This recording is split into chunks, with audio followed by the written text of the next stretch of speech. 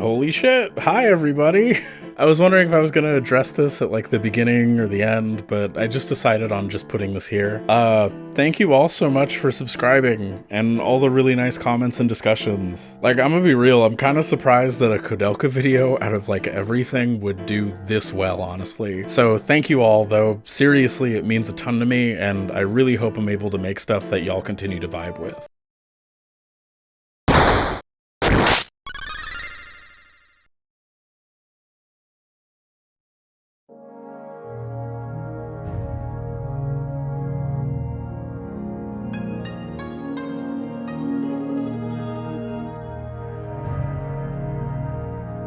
I, didn't really love this game like I was hoping I would. Wait, please don't leave. Wait a minute. Wait, let me just explain. So Shadow Hearts is the kind of game that I've wanted to play for years. Koudelka, I only really finally found out about a few years ago, and even then I didn't know about its Shadow Hearts connection. Shadow Hearts is a franchise I've been aware of and wanted to play since From the New World came out back in like 2005. I used to watch footage and yet again X-Play's review of it a lot as a kid, which yeah, I know I keep bringing X-Play reviews up, but seriously, I watched a lot of X-Play as a kid, and I think it's funny how much these older X-Play reviews don't really say anything. Like, they're literally just going, whoa, wacky anime game, 4 out of 5. It's wild as hell. Someone has been smoking the crack rock, and I believe their name is Shadow Hearts from the New World. Anyway, so from that game, I then stumbled onto 1 and Covenant, and I was fascinated by them. I didn't know anything about them, but what I did know was they seemed to be kinda wacky anime shit. I'm gonna beat you! Then Ernest will be really proud of me. That's a childish reason for a fight. I say no. While also retaining some horror game vibes. Me at the time, and to be honest to this day still, being a horror game lover of the PS2 era, I absolutely gravitated towards it, but I never really played it until now. I'd tried the first game's first like hour or two via emulation over the years, but never really managed to ever get that far into it. Not due to lack of interest either, I just never finished it for whatever reason. Having now finished it, well, you'll see. One thing I want to guarantee real quick though, is that the easy thing to do with any piece of media that follows up one that you like is to spend a ton of time just being like, well, this doesn't do things exactly like the first thing did. And I don't want to do that. I think that's lame. I have a lot of issues with Shadow Hearts, but when Koudelka comparisons or info are relevant to the discussion, I'll bring Koudelka up. Otherwise, this pretty clearly is trying to be its own thing mostly, and I'm gonna do my best to respect this and meet it at its own level, analyzing it as it is, not on what it isn't. And yet again, gotta tap the sign real quick. Don't spend $150 to $300 on this game if you want to play it yourself. Just emulate it if you feel like playing it yourself and have the ability to. No ports or newer versions of this are available otherwise, unfortunately, so emulation is going to be the most accessible option as far as this goes. I have constant hopes that the entire series, including Koudelka, will get a remaster someday, but at least as of this video, that's still no closer to reality, unfortunately. Didn't really feel like giving this a whole dedicated section again, so.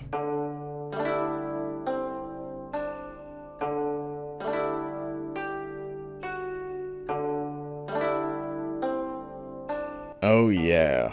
This game honestly got some fucking vibes of its own going pretty nicely. While it doesn't really do oppressive silence much at all like Koudelka did, it carries a great atmosphere of its own. It's a vibe all its own, and I absolutely adore it. When it wants to hit you with a fucked up, spooky, blood-covered cannibal village, it really just goes for it. Thick fog, spooky trees, small cold seaside haunted towns. I especially love when this game commits fully to its horror aesthetic. One of the side quests has you going into a haunted house to exorcise a ghost child, and holy shit, this whole place is a fucking vibe. Contrasted by the vibrance of regular city and town life too, the hustle and bustle of colorful Shanghai, the kinda cozy atmosphere of London, people just kinda hanging about in the alleys or vibing in their homes, the quietness of the now destroyed Nemeton Monastery, the cozy small pub town feel of Prague, the distant coldness of the people in Rowan. This game really nails the cold super well. The constant use of fog and locations was so very good, and the sound design pushed it right over for me. When a place is supposed to feel dead, forgotten, fucked up, or just downright awful, it really feels it. The pre-rendered backgrounds in this game are so excellently crafted, beautifully filling out each area as you go through the game. Even the dungeons manage to all feel very distinct from each other. Blue Castle was a standout for me especially that coffin room. Fuck me, that's good. I want to sleep in one of those, honestly. They look mad cozy. Absolutely my fucking shit. Kuihai Tower also hits just right. Just this absolute fortress of a place that the first villain, DEHUAI, was using as a base of operations for all these years. The Resident Evil puzzle box nature of it, which fits its vibes and the story behind it perfectly, seeming like some dumb shit he would come up with to keep the wrong people out of his business. I adore aspects of the final dungeon too. This Lovecraftian mix of meaty, organic masses, Tower of Babylon-esque architecture mixed with a bit of Escher, along with some mechanical airship, techie fortress kind of vibes. It's so fucking cool to see as you explore and get around all of it. This design philosophy extends well to the enemies too. They're a mix of what you would expect in JRPGs at first, almost as a way to like throw you off with regular bats and wolves. Then suddenly you're fighting demons, Lovecraftian horrors, ghosts, spirits, just a range of really cool horrors. Personally, my favorite standouts especially were God, which by the way, I really fuck with the fact that God in this game is a weird eldritch space alien that people just call God because it's like the only way for humans to understand what the fuck it even is. Like, that fucking rules. Atman, which just genuinely fucks with me and creeps me the fuck out. Amon, which looks cool as hell, and Jack's mom, which is this clearly horrifying, sad monstrosity, homunculus back to life by her walking Oedipus complex of a son. All of those were absolutely fucked up monstrosities, and I fucked heavy with their vibes.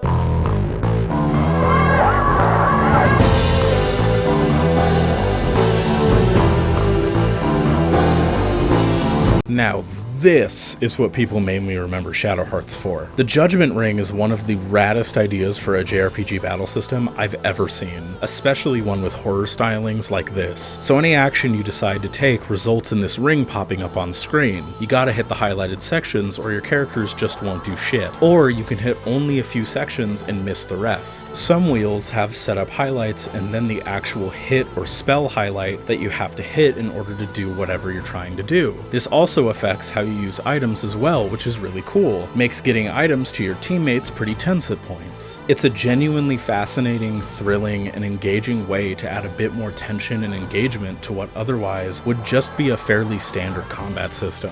When you hit crits or perfects in this game, you feel like a fucking god. It's so good and visceral and satisfying to pull off. And when you miss, it feels like it's on you. This is a great base for a wonderful combat system to grow from, but even at its barest form, it's still very fun to engage with. It even pops up in different cute ways, like for little mini events and even in item shops. Buying things can be discounted with the wheel, and you can raise the price of what you're selling, which is cool as fuck. The devs very clearly loved this ring as much as I do, so they made you use it anywhere and everywhere you could. My only major complaint is that outside of there being different and slimmer highlights depending on spells or weapons that can rack the tension up and make timing more important, the Judgment Ring doesn't really change or adjust much besides that. There are ring status effects that can hit you that are neat as like an idea, but never anything that really fully matters if you have good ways to deal with it, which me being me, I generally always did. But I don't think this is a huge deal, as this was the first game with this system for combat, and frankly, I am really excited to see how Covenant builds upon this, because this is already fantastic as a baseline. There are also sanity points, or SP points, which act as a kind of berserk mechanic. If you let this drop down below 0, your specific character will berserk, and you won't be able to control them whatsoever. Personally, I only really ran into this issue once or twice. SP recovers after every fight, and I never felt all that threatened by the chance of berserking, but when it happened, that shit hit ya. The music gets chaotic, the vibes become rancid, they won't listen to you anymore. Shit is rough, but it's a cool idea for a system to keep you on your toes and taking care of your characters in combat. kind of a Lovecraftian edge to it. I just wish it ended up influencing or affecting more in the game itself at all. Then you have some more specific to Yuri type systems. So you have Malice, which ties into Yuri's whole graveyard system and his fusions as well. So until the very end of the game, Yuri, and Alice later for story reasons, have this soul gem in the pause menu constantly displayed. Every time an enemy is killed, Malice accumulates until it starts changing colors. If you go into the graveyard and quell the Malice, then you can continue exploring and the whole cycle starts again. If you refuse to take care of the Malice and it eventually turns red, then you are endlessly hounded by specific bosses. In the first half of the game, it's this fox mask guy, and in the second half, it's the masks from the graveyard. This is a cool idea to keep you on your toes and maybe to get you to consider what you're killing over and over again. The only issue majorly being that once you fall into a rhythm with it, it ends up feeling more like busy work that interrupts the flow constantly to keep the game able to be played. It's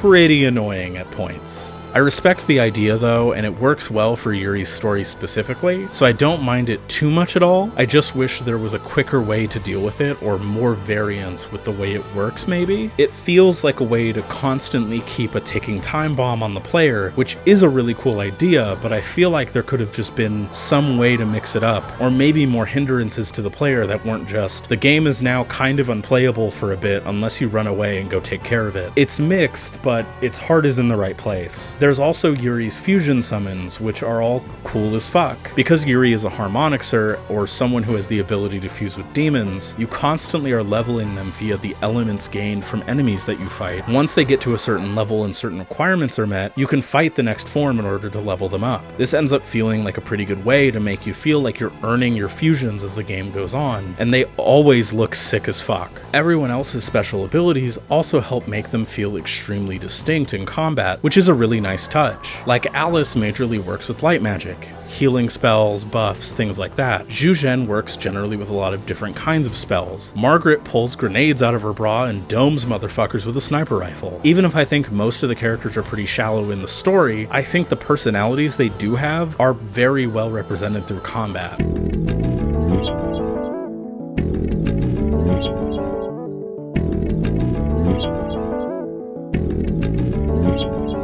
The music to this game completely fucks. Absolutely sets the vibe so very well. A whopping 65 tracks mainly composed by the absolute GOAT, Yoshitaka Hirota, who in the 90s did a lot of sound effect work for games like Chrono Trigger, Front Mission 2, Parasite Eve, and Kodelka, but he also composed for a multitude of games such as Dive Alert, Sonic Shuffle,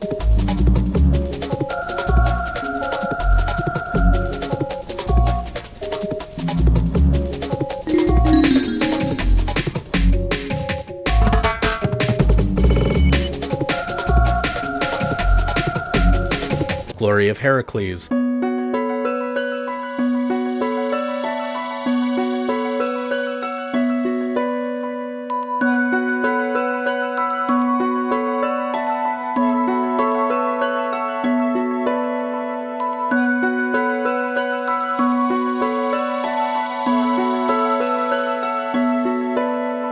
and Klonoa's 2008 remake.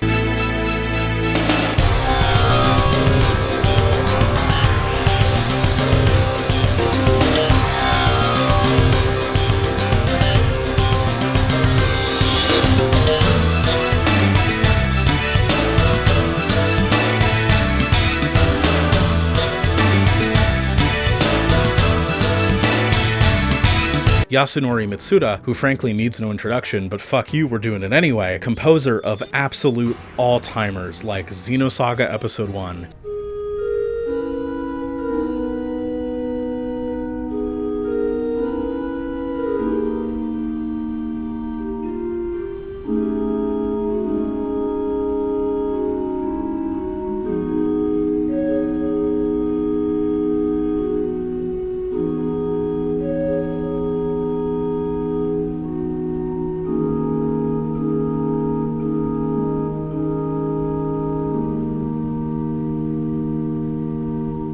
Somabringer,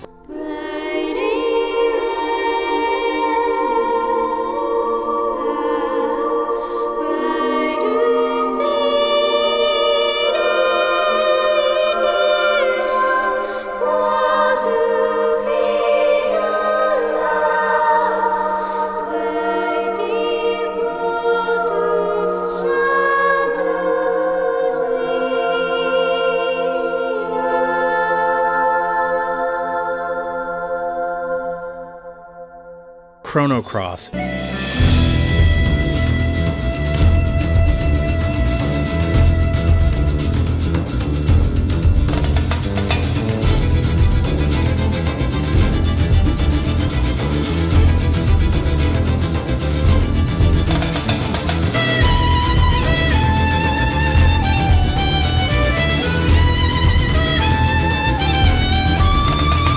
Most importantly, one of the 4 composers on Front Mission Gun Hazard.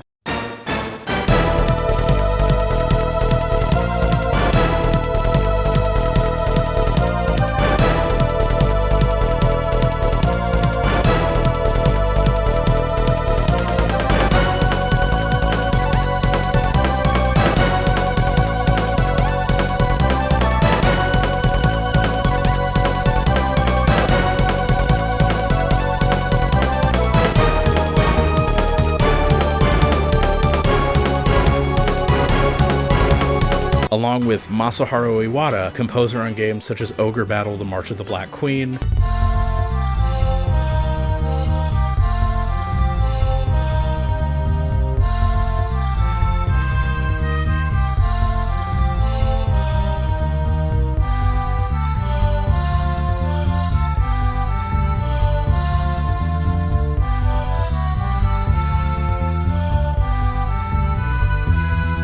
Bloody Roar,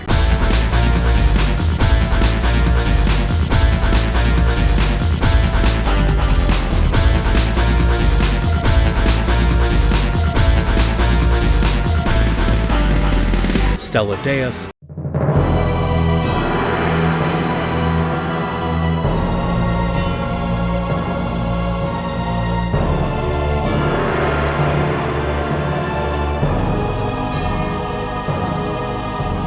and Final Fantasy XII.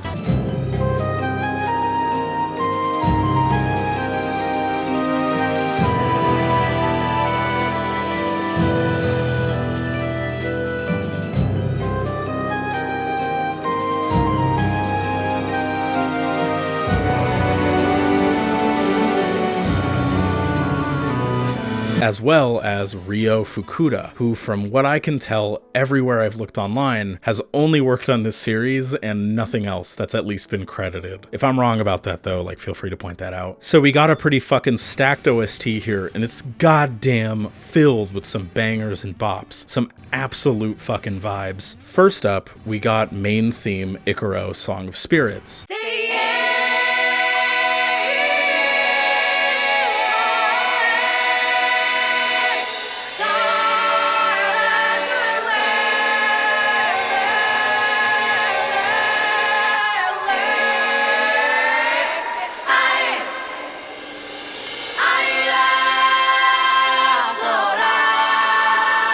Kicking off the journey with this bewitching hymn, almost as if you're being ensnared in the ritualistic tone of the vocalist and the soundscape they create with this song. It feels like you're part of some arcane ritual. Some triumphant magic is going on to this shit. It's memorable, it's beautiful, it's fucking perfect. Absolute and immediate all-timer.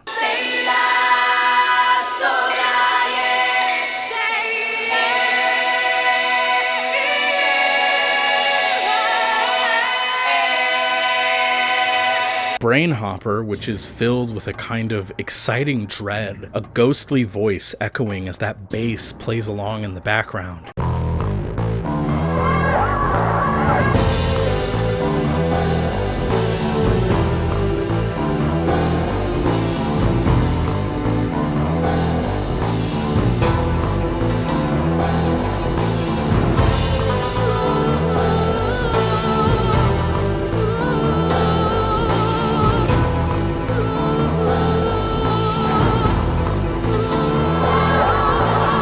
With what sounds like bells tying it all together, perfectly capturing the danger of the fights perfectly. Banger.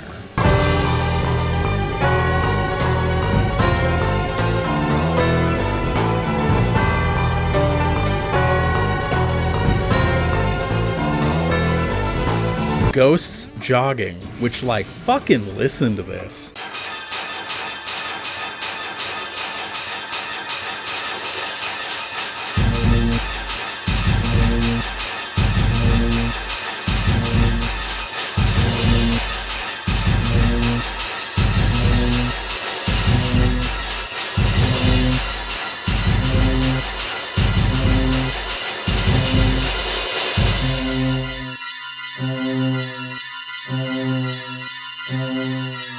What sounds like high voltage running through it, the intensity capturing that feeling of just fucking losing it, like you gotta scatter to recover. That percussion perfectly rounding the whole track out.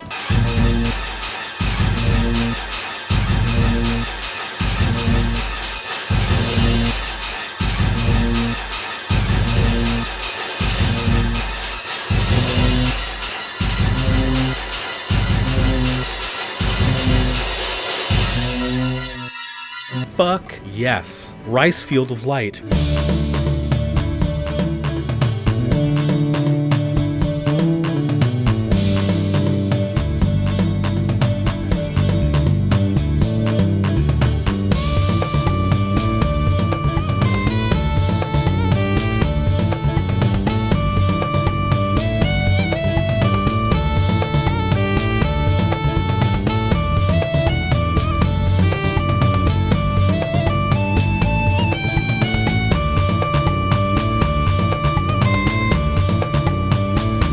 This uplifting harmonica-laced tune, I feel like I can feel the ocean breeze while I listen to this. The upbeat pep never letting up for more than a second.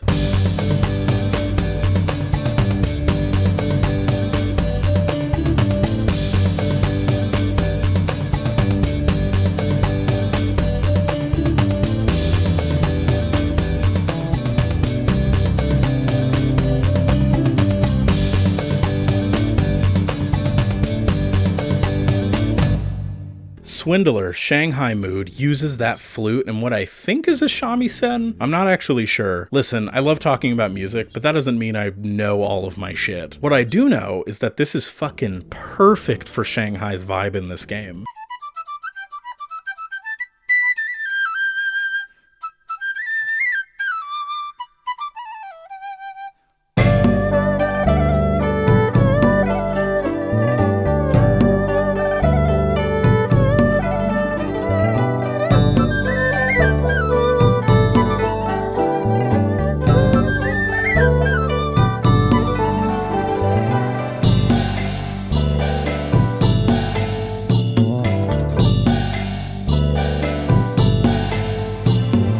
Cozy reprieve before the real shit there goes down. A nice in-between hustle and bustle market kind of place is felt through this absolute vibe.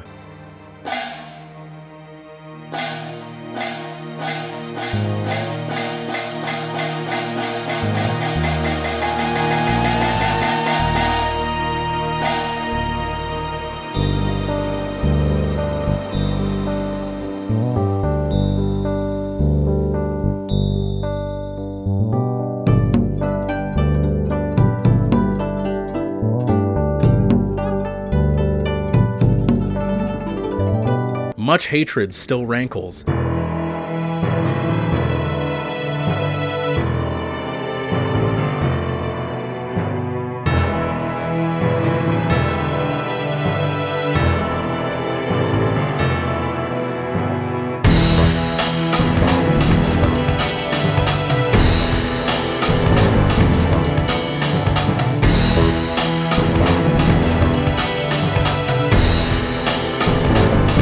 Some nice drum and bass, some nice breakdowns, signaling a kind of emotional break. A song that feels like you're trying to keep your focus, but every now and again, there's some breakdown that ratchets it up. Some kind of anger you're trying to ignore.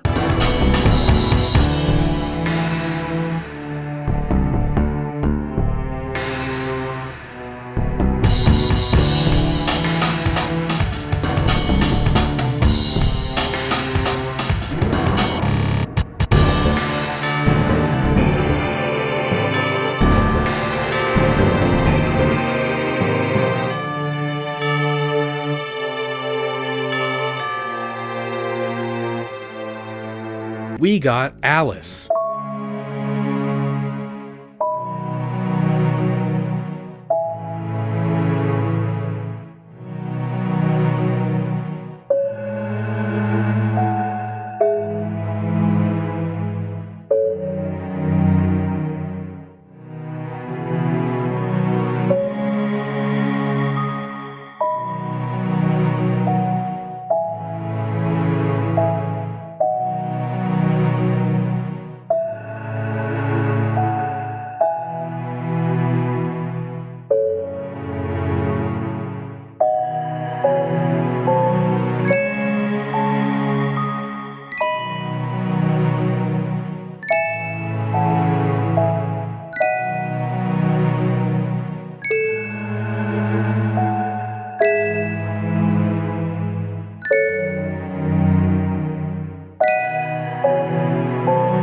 which hits these low-key, ghostly gasps and calm, somber piano notes with a kind of class. It just fucking hits right, even if I don't think her character is interesting at all. I always loved hearing her theme.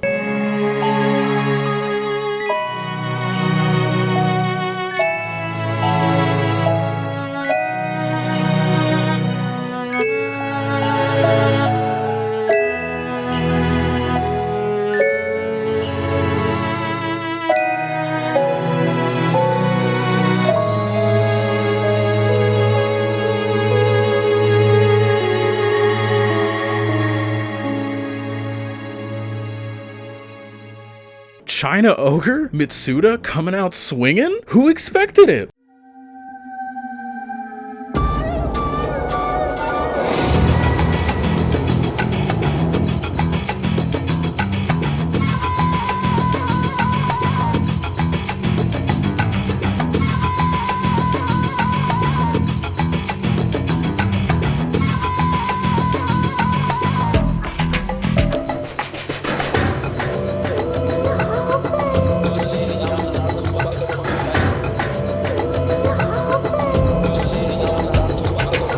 Hits with that same battle flute we've been hearing, this time with some more added ghostly tones and words, those violins, that fucking build, the messy breakdown of the piano. There's so fucking much here and it all fucks so hard.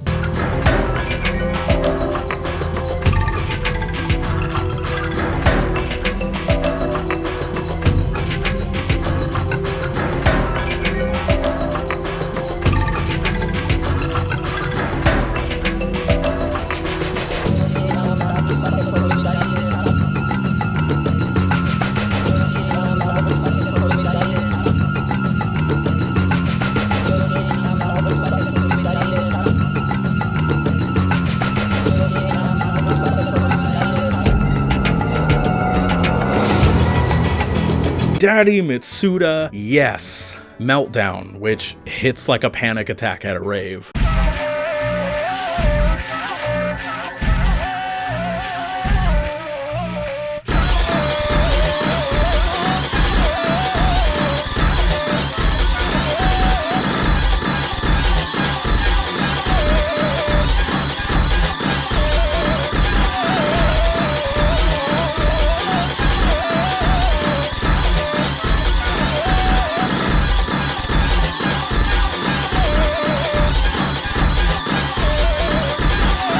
A scratchy voice with that fucking drum and all that scratchiness. Fuck, I adore this track so much. Only calming down for a few seconds before that scratchy tone starts again, and that beat hits you like a goddamn truck. Beautiful shit.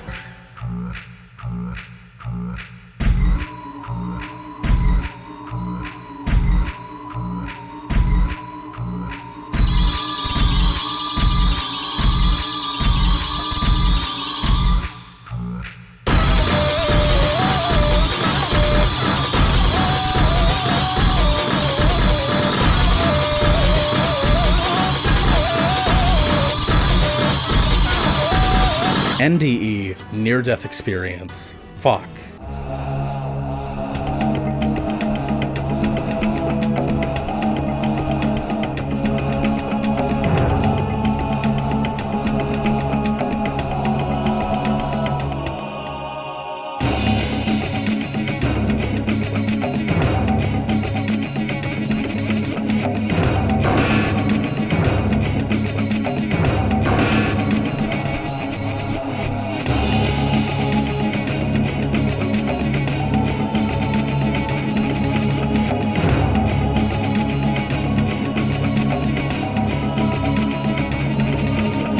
What starts off with some drums and some low tones and echoes builds up into this fucking sexy guitar. Like, holy fucking shit, dude. Breaking back down into those drums with what sounds like a nice slam or crash for added effect.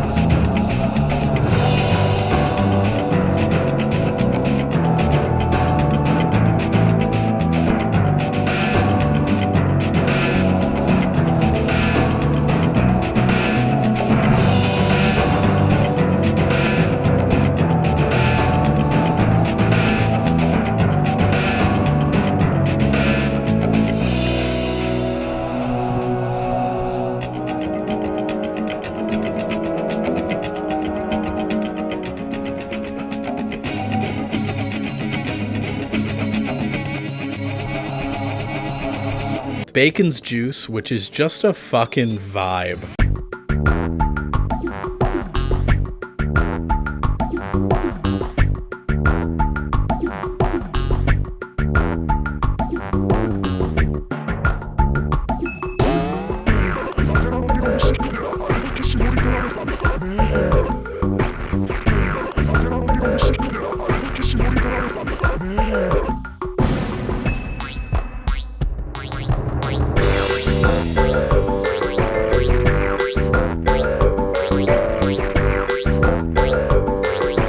Fits the goofy and uncanny strangeness of a guy like Roger Bacon. Absolute clown shoes ass music with some underlying creepy vibes to it. Like the clown just woke the fuck up and started slamming that trumpet. Starshape fucking hits.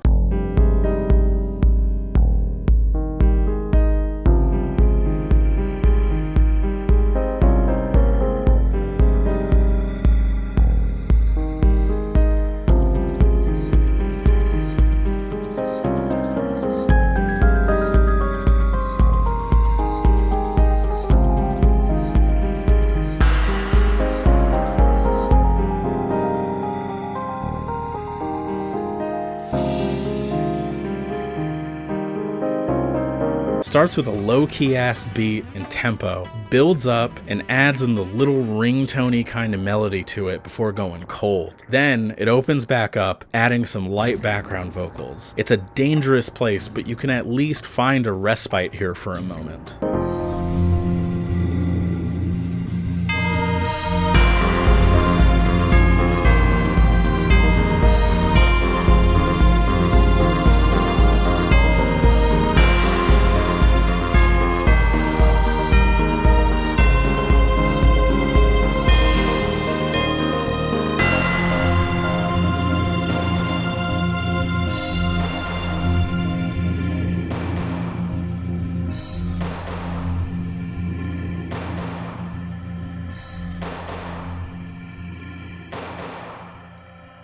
Demon's Gig sounds almost like a combination of a lot of the vibes and battle themes from across the game.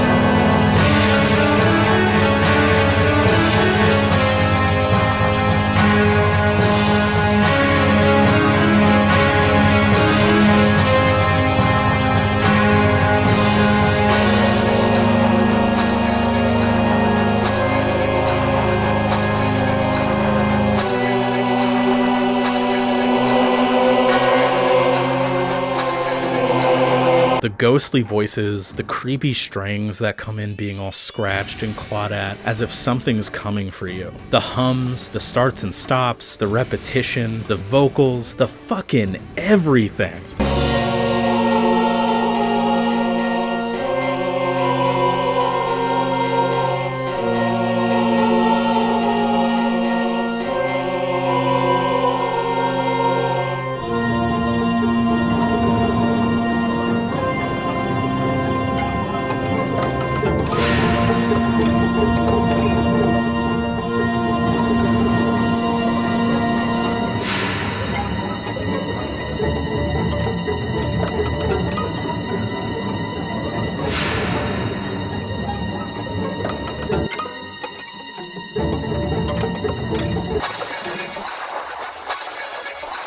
Last but definitely not least for this section, sicking fucking.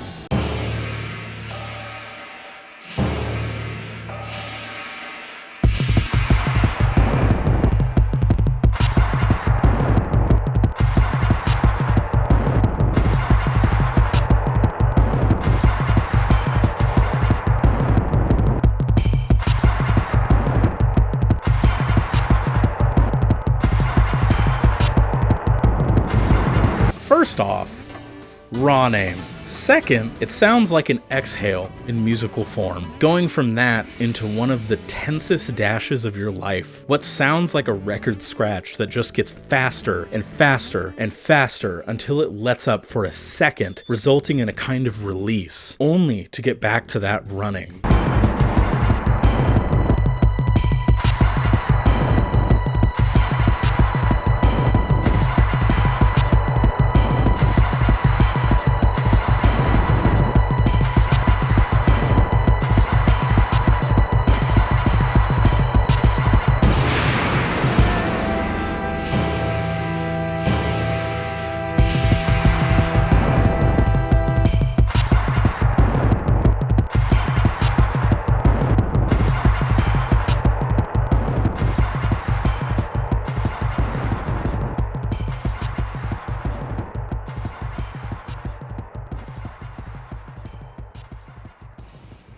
Fucking rules. I mean, shit. What else can I say? The soundscapes the composers go building on this fucking soundtrack are immaculate as hell. So much variety in the sounds, so much effort put into disorienting you at points. The variety of vibes and sounds all throughout it. One of my new all-time favorites, like holy fucking shit. I absolutely fuck with it heavy as hell.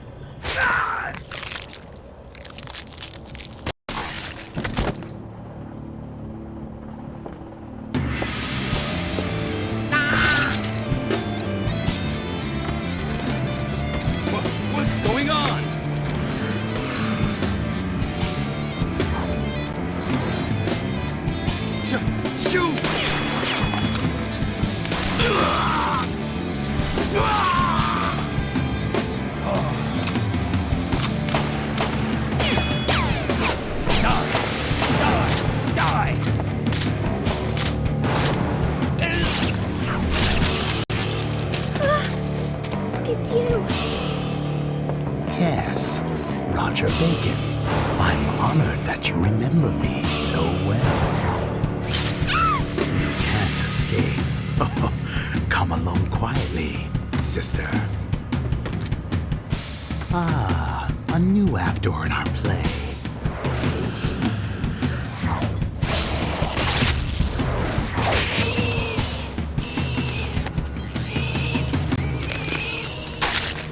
I was fond of him. I don't think the story of this game is very good. Like, I dug the characters for the most part on a surface level, and I do like the kind of jokey banter they have together that let their personalities shine a bit, but a lot of them just end up feeling very underdeveloped, and at times, it ends up making the entire game feeling kinda rushed. It's not like the worst story ever in a JRPG or any kind of wild ass shit like that, but this is the type of story that brings a lot of ideas to the table, but it doesn't really sell them well or build on them in any kind of interesting ways. It's a story with loads of potential that just kinda ends up squandering most of it. It feels like the type of story that blows its load far too early for its own good. It should hit. It has a multitude of ideas that could make it far more compelling than it ends up being, but it constantly lets itself down and ends up just being more generic than should be allowed for an aesthetic that's this cool.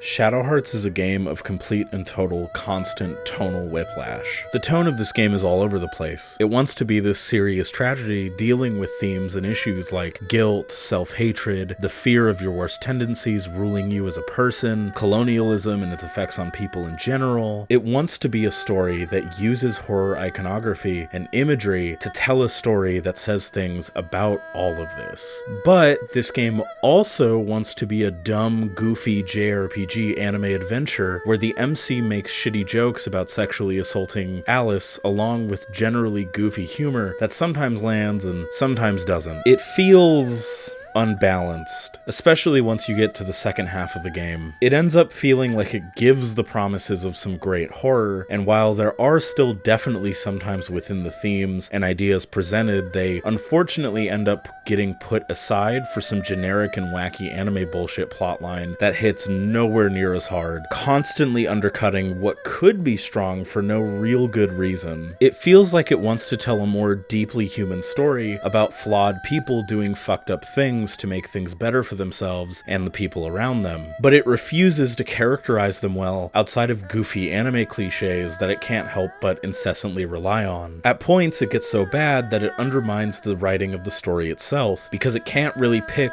what it wants to do, jumping back and forth so often that it's hard to take much of it all that seriously until it hits you with something that it wants to take seriously for a little before almost completely discarding it. On one hand, it wants to be a pretty straightforward horror experience, having scenes like the Lily's ghost story, which is very effectively executed, a horrific tragedy surrounding a girl and her father and the gods that curse them to suffer until their deaths. But then it'll have a character fighting colonialism who is a complete weird anime cackling supervillain pervert because wacky anime bullshit has to happen apparently. It wants to be goofy as shit most of the time, but it wants to also be taken seriously in its themes and serious ideas without taking the time to better balance the comedy and the horror to work more in tandem, so it just ends up falling pretty flat on its face because of it, unfortunately. The thematic elements feeling underbaked by the end absolutely didn't do that aspect any favors, honestly, though. It unfortunately has the effect of even just undercutting the horror because the villains you're dealing with feel bizarrely incompetent for the powers that they have.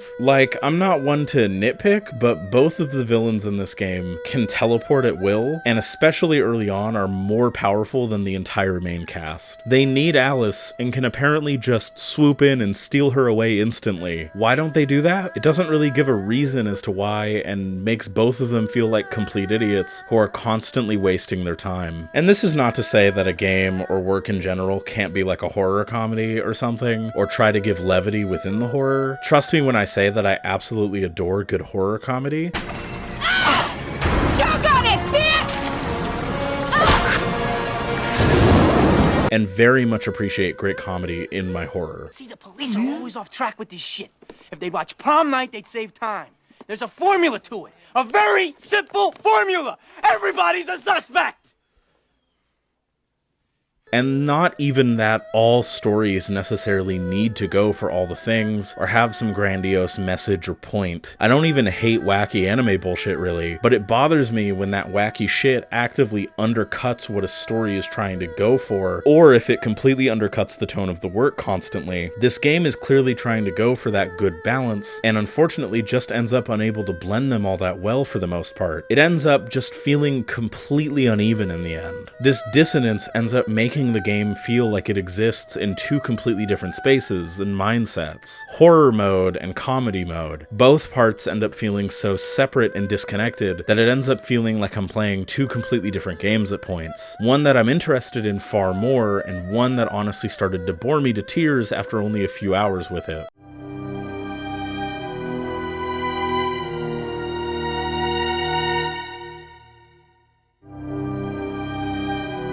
The main cast is okay. They've got some solid banter throughout the game that's fun to see, and some solid moments, but they start to feel really undercooked for the most part after the second half of the game starts. Out of all of them overall, only two of them really still fully matter in the end, that being Yuri and Alice. With Alice honestly being so paper thin and frankly boring that it was hard to even care about both of them completely by the end. Keith Valentine is a Vincent Valentine joke that I wish got any actual development, but he ends up just being a joke the whole way through, which was mad disappointing. There's potential for something interesting here. It starts that way kinda when you meet him with his connection with the town Biztriz, but then he just goes, I'm coming with you because I'm bored, and like, that's kinda it with him. Even doing his side quest, you basically just get more gags, which like, I'm not against gag characters, but I am against it if you're wasting time that could have been spent developing other characters more and requiring me to get him instead of doing anything to make me really give a shit about him. It just doesn't hit for me at all, even if I really do do love him otherwise. In a better game, I wouldn't have minded this because the other actually important characters would have had more room to breathe and time to develop. He is an absolute bicon though. I will protect this man with my fucking life. Margaret is a French spy who kinda just fucks around most of the time she's there. She gets a few serious moments, but otherwise most of the time she's a jokey dumbass who calls Yuri Sunny Boy all of the time, and is ultra confident in her own vibes, which is fun. She has some moments in the final dungeon during the bad ending route, but aside from that, she unfortunately doesn't really get anything in the second half once she tracks down Roger Bacon, which is kinda lame as hell. I wanted to care more about her, but it just kinda stops giving her things to do, and it's like, I think they could have fleshed her out, gone more into how she's working with the French, given the France area more than a few rooms, maybe show her meeting with her employers or something, maybe actually show the plotline of her tracking down Bacon while the gang is getting Keith and Yuri, but they just don't. Even in the first half, where she's referring to knowing about Kawashima but not actually knowing what she looks like, it would have been more interesting if they did anything with her spy skills at all. Instead, they use it as an opportunity for a joke that she doesn't actually know that much and isn't very good at her job. And like, sure, it's funny, but it just honestly kind of sucks.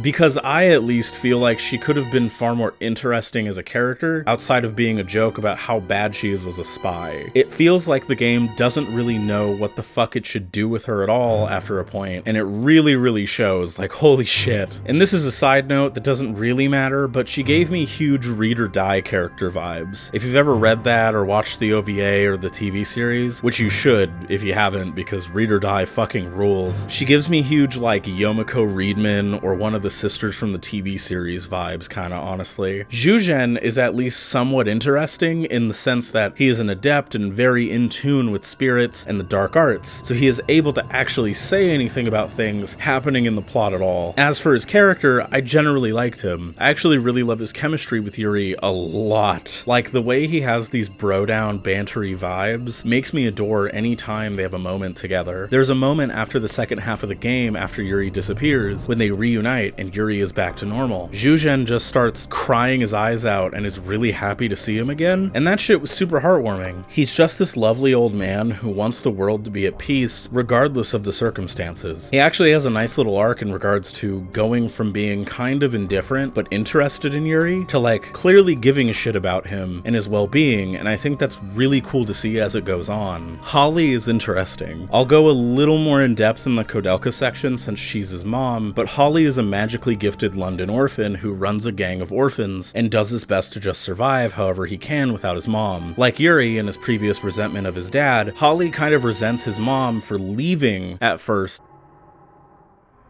My mother told me that too. That she and I are people like anyone else. It's just that when we were born, God gave us some powers that are a little different. But that's not the way those guys saw it. The Friar Knights of the Inquisition decided from the start that my mother was a witch. And they locked her up in a mental hospital. All my mother did was to use her special powers to help people who were possessed by ghosts. Or to cure people who were hurt. She didn't fight back at all.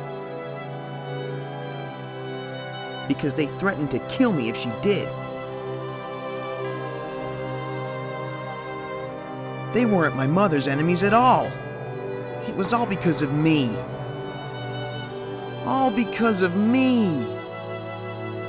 But seeing her again, he realizes both that she loves him and that she was also kidnapped by the main villain. It's sweet, honestly, and the whole bit about him not being able to control his powers well is interesting too. You kind of want to see what will happen, or if that'll be more of a hamper to the team or anything, but it just kind of stops mattering. After you save Koudelka, a lot of Holly's stuff just kind of doesn't matter anymore. He doesn't really get anything after this point since it's just a straight shot for the endgame dungeon. Holly could have been much more, but he just ends up feeling like complete missed potential instead of interesting like he should have been, honestly. Like him learning to control his powers could have been something that may have been causing more and more problems until it culminated in him finally getting a grasp on them via like Koudelka teaching him more, or maybe meeting someone else with similar powers or whatever. Maybe Zhuzhen helps him develop his powers better or something as the adventure were to go on. Maybe they develop a cozy Kaine and Emil type friends vibe. More interpersonal moments between the whole cast could have gone a long way to fixing a lot of them feeling so ignored or underwritten in the end. It's a fucking bummer that shit is like this. Alice is fucking nothing. Like, listen, I'm sorry gamers. I wanted to care about her. She seems interesting at first, like she's this powerful magic user who doesn't understand her powers fully and is being hunted for rituals by the main villains. Which, yes, is tropey, but you can build something from that at least. But by the end, I just couldn't care about her at all. She's one of the more boring romantic leads I've probably encountered in a while. Like, holy fucking shit. I can tell you that her dad got murked in the street by a wizard. I can tell you that she's meek and shy, but kind-hearted and willing to take on the burdens of others to a life-threatening degree, which is mad unhealthy. And if they actually explored well how that's mad unnecessary and extremely unhealthy for someone to do, and why she would feel the need to do this, that could have been interesting actually. But they don't really, outside of the consequences of said nobility and underbaked love. She gets a little more interesting with the exorcisms she does in the second half, but even then, not really. I feel like the dollhouse side quest that has her majorly focused on could have been used to show something more about her at all personally, but it just doesn't. She's just kind of a good person who loves the MC, and outside of that, she's nothing. I wanted to care about her. I wanted to learn more about her. I wanted to feel for her, but honestly, I just didn't, and frankly, I just think that's a serious bummer. Like, holy shit, she is so fucking boring. The worst part is that she goes from essentially being a plot device to then making a previously better character a plot device because the villain just gives up on kidnapping her for no reason when he can literally teleport, to then being kind of nothing again outside of service to Yuri's plot and character. It's not great. Yuri is complicated, but I ended up really liking him by the end at least. He's this mixed up dude who's just kind of wandering through life in the beginning of the whole journey. He only really saves Alice in the beginning because this weird voice is basically commanding him where the fuck he should go and makes him save and protect people. I love that the explanation for why Koudelka's voice hurts him too is because it freaks out the fusions within him. Didn't even have to bother since they don't bother explaining a lot of shit, but it actually goes a long way to fleshing out Harmonixers a little more and how the fusions respond to magic users. It's cool world building. Anyway, he's this lost youth kind of dude. He has no home and he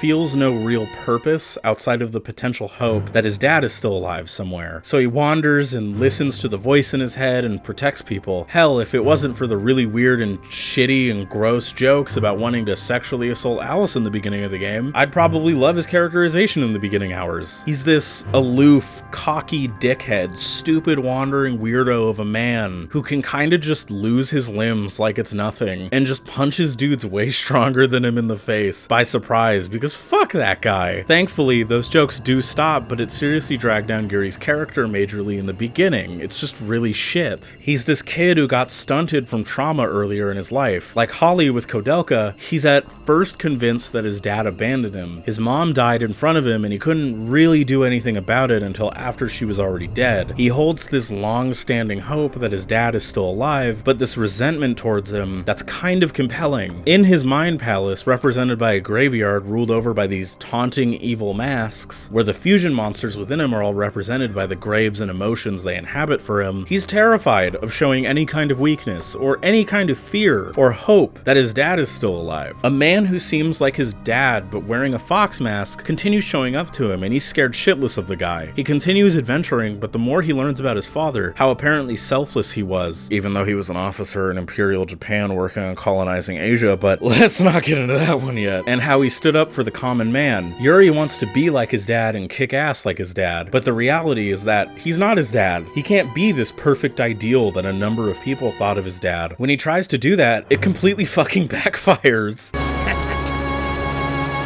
Now you made me mad, Pops. Hey, kiddo, what do you think you're doing? Don't! No! No, he can't. monster! Don't do it! Let's get friendly.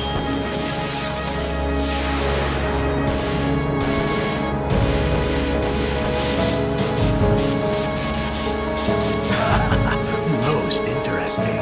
Fusing with a god in order to defeat a god, eh? But at your level, you'll be swallowed up by the darkness, just like the other one.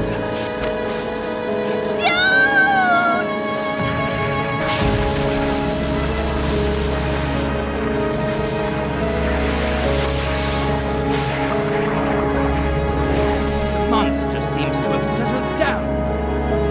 Does that mean the fusion succeeded? Yuri. Your soul is fading.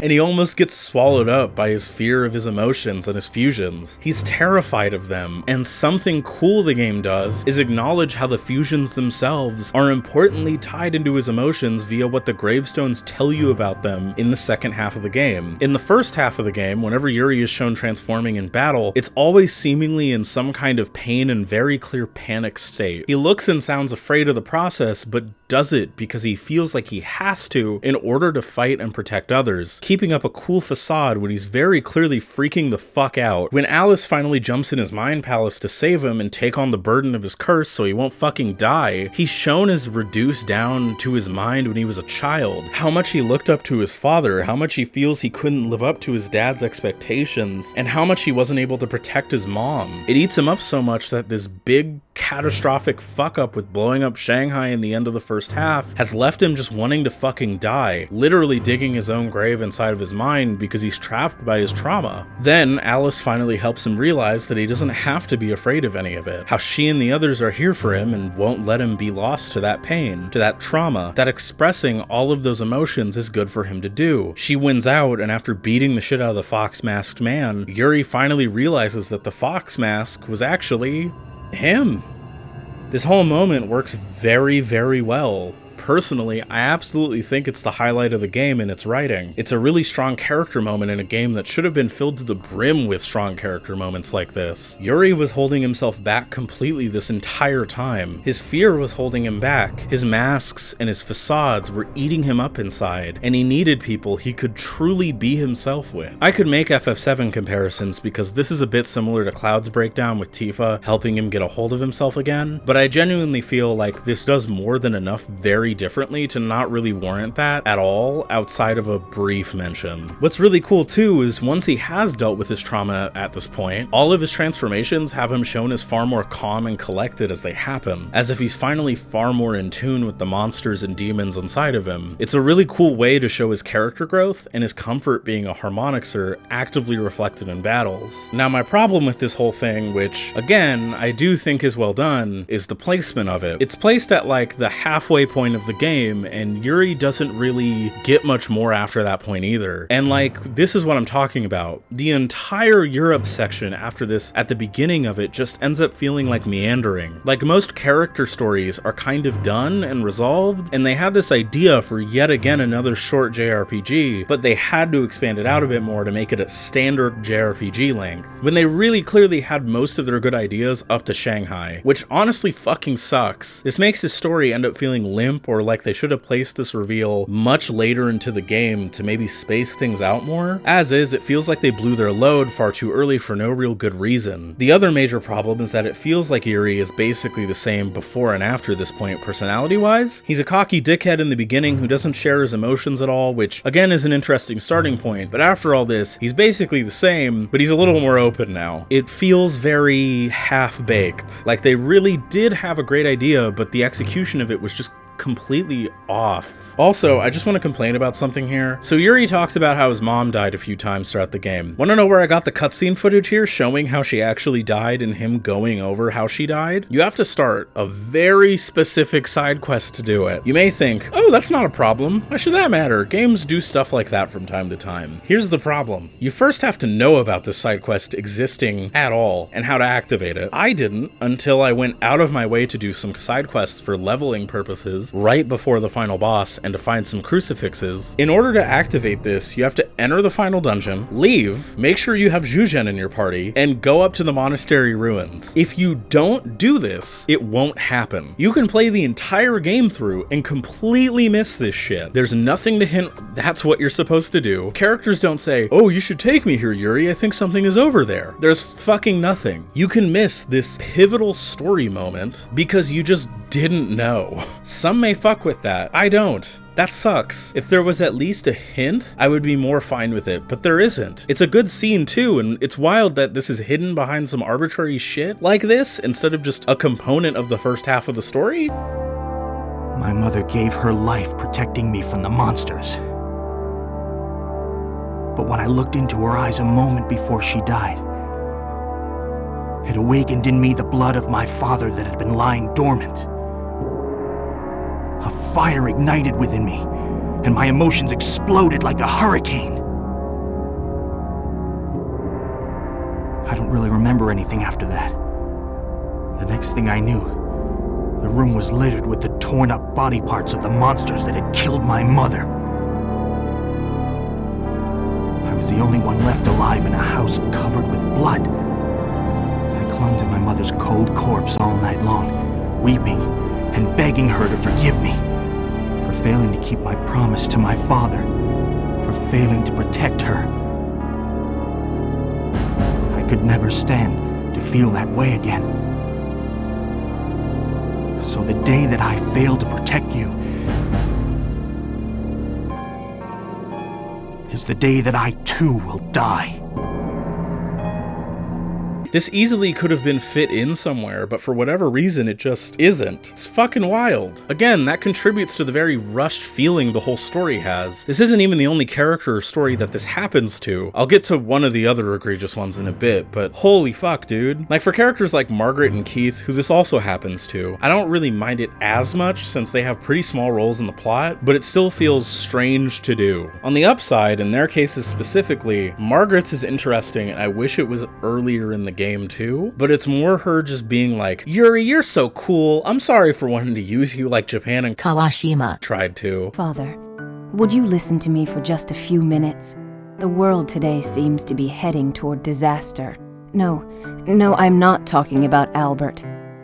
The countries known as the Powers are pouring massive sums of money into building up their militaries, like children vying for the biggest collection of toys. And you know, at first I thought I would just use Yuri and the others. I thought I could use their remarkable powers to benefit our nation. Yes, just like the Japanese army was trying to do.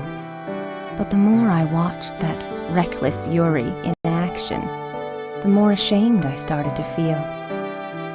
I mean, Yuri really isn't thinking about anything. He's not thinking of a national interest, or of politics, or of money, or of anything he has to gain or lose. He just sees that girl, and he sees all the forces lined up against her. And so, he protects her, nothing more. Just like some comic book hero, you know. But I'm a little jealous. I mean, the really important things in life aren't about profit and gain, right? I think maybe I'll start searching for those things too. The truth is, I'd really like to search for them together with him, but... Oh, forget I said that. Thanks for listening to all my silly talk. And Keith's is fucking this. It feels so wonderful. I feel so truly alive at this moment. I've never felt such a rapturous feeling of bliss. To live, to peer into tomorrow's tomorrow. That is my deepest desire. You, my friends, have liberated me from the prison of endless tedium. And no matter what may await me in the days and months ahead, I shall never regret it. With this sword in my hand, I shall travel with you all to the very end, to be witness to the tomorrow that we create with our very own hands. Like, I can't really be mad about this when my expectations for Keith at this point were literally on the floor, given that he's had nothing to do since getting him anyway. It all comes off as fucking bizarre. I know if this game got more development time, most likely they'd have been able to flesh these characters out more, and I'd probably adore this cast. But as is, they're just fine, and I feel like they should be more than that. It just really makes me sad. Feels like really missed potential.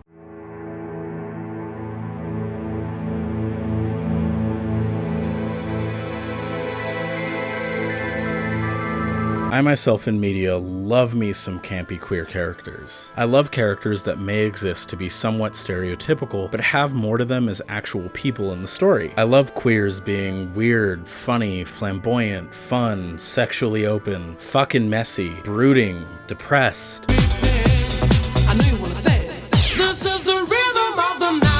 The whole ass spectrum, because queer people are not a monolith and are all fairly different from each other with their own experiences, lives, goals, and so on and so forth. I love seeing queer people thrive. As a queer who is trying my best to thrive in this hellscape of a world, trust me, I live for interesting and especially unapologetic rep all across the board. I live for messy rep. I live for rep that is not perfect. I live for queerness in storytelling. Shadow Hearts has this character named Wander Meiyuan, who upgrades your weapons via acupuncture and moxibustion. When he does this to the ladies in your party, it's pretty normal. They do it, their shit gets upgraded, nothing of note there. When he does this to the guys, all of them, except for Keith, protest and are clearly having this done against their will, and their sanity points drain, implying that they're being, like, molested or something by this guy whose entire character is how much he loves dudes. From the second you meet him, you know he's immediately gay, and this is how they decide to treat him. A running gag who appears constantly around and is your source of weapon and judgment ring upgrades. It's not great. He doesn't get any character moments either. He gets a tiny small moment that's a part of Kawashima's subquest near the end of the game, but even then it's not much from him. He's a flamboyant stereotype, which again, honestly, I like the reclamation of flamboyancy by queers in general after being shamed with flamboyant stereotypes all over for decades and decades all around all kinds of media. Now you know that I'm gay. I'll be gay forever. I will always love guys. I'll wear chaps made of leather. Do you think Tom Cruise is bi-gay? I think that flamboyant characters who own their sexuality are genuinely rad and interesting. I absolutely love and cherish flamboyantly queer rep and visibly queer attitudes and vibes. If I'm being honest, I myself am trying to do better to be more visibly, openly, and unapologetically queer in my own life, work, and more openly flamboyant as I think people should feel good about being queer. I feel like queer people in general need to be more visible, especially in the hell times we're in right now, as a sign of unity and as a sign to show that we're here. So when he was first introduced and was generally just very open about liking guys and was written to be very clearly flamboyant and pretty forwardly gay for the setting, I was cautious, but I was happy. I was doubtful, but maybe curious if they would go into more with him at all. But then that shit immediately went south with the one shitty joke that they do anytime you upgrade your dude party members' weapons. Shit sucks. Wanderer Meiyuan is a joke at the expense of queers. The whole point of his existence is to molest dudes against their wills and consent, and that just bums me the fuck out, honestly. I feel like he could have you know, not done that and maybe been fleshed out in a character of any kind at all, instead of having this, oh, wacky quirk where he clearly is like feeling the guys up and they're not into it and not giving their consent for it. You know, they could have given him more of a direct role in the plot as a whole, maybe even giving him more of anything to do or say at all while still being your weapons upgrading guy. I wished if he wasn't shitty like this that maybe I could do a quest or something for him that would flesh him out a bit more, get us to understand him more, get us to even just have fun with him or get to know him. I honestly dug the convos where he's just talking about dudes he was into or places with cute guys or things about wherever you were at. Those were fairly normal and fun conversations. I love the one in Shanghai where he just talks about how he felt about Jen's daughter's show because he just didn't vibe with it at all. There's elements there that are good, but then I would need to upgrade my weapons and the cycle of this would repeat. This frankly just fucking sucks. He's just an excuse to other queer people as creepy molesters who will try to molest any guy that moves. Like, I feel like for some queer rep that ends up in Japanese media, especially from this era specifically, I gotta read some of it with a lens that my reading is majorly coming from a modern Western perspective, which is fair in instances and for certain works for sure. Like, unfortunately, shit was different in 2001. Absolutely, especially with how actually visible queer people were, not only in Japan, but just around the world as well. What representation was mainstream. But even with that, this still fucking sucks. That absolutely doesn't spare this from any kind of critique. Given the sanity points part of it, it definitely comes off as explicitly the point to paint him as a predatory, creepy gay dude who is doing things to guys against their consent and will, and that sucks. Like, it was shit from the jump, and it's absolutely shit now. And not that everybody in the fucking world at every point in time is going to be aware of every work or issue or whatever, especially at the time this came out, but I especially am going to be a little less generous to shit like this today when I can look back and see shit like Stop Hibari-kun or Funeral Parade of Roses, which both offer such strong empathy for their queer subjects and were made far before this was, both in Japan. To me, just in general, empathy is important, and it's not an excuse to not have some empathy for your subjects and what you're making. Obviously, to a point, but yeah. Now listen, if you played this and you saw or even see Meiyuan as a really important rep for you, not really thinking about the implications of the acupuncture bits and just seeing a helpful gay character in a sea of games where there just wasn't a ton of them, especially in 2001, I'm not here to take that away from you. Trust me, I have my problematic faves from over the years, but that doesn't save him from critique of any kind or how he could have better been handled. To me, his whole character is based on such a shitty trope that, for me personally, anything that potentially could redeem him as a character is drowned in this awful aspect of him. If there's any upside to this, at least, playing this was a reminder that things really have gotten better over time, on the representation side of things at least. And really, they only continue to get better in larger media as a whole, even if there definitely are still more steps to take in a large number of mediums. Also, we need to allow more messy-ass, visibly queer media in general. Games as a whole are finally coming around and at bare minimum trying, but we can still do better. We're fighting for better rep every day, and sometimes even terrible rep from once upon a time can be reappropriated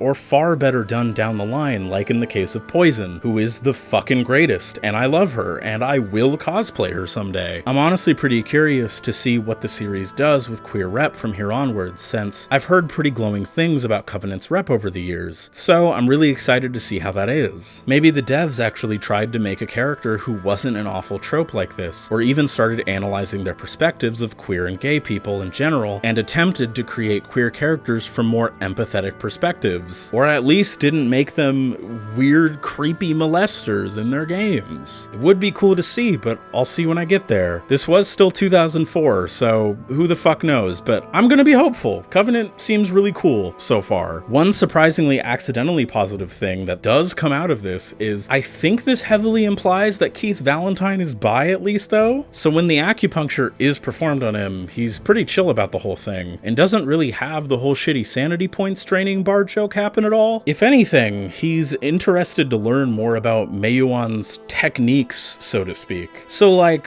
while it sucks that he's a joke character and this is an extension of the joke in a way, by being like a, wow, of course he, the wacky joke vampire man, is into it type deal, to me still, Keith Valentine is an accidental bicon to me? Or maybe just flat out intentional? This interaction makes me just love him more, honestly.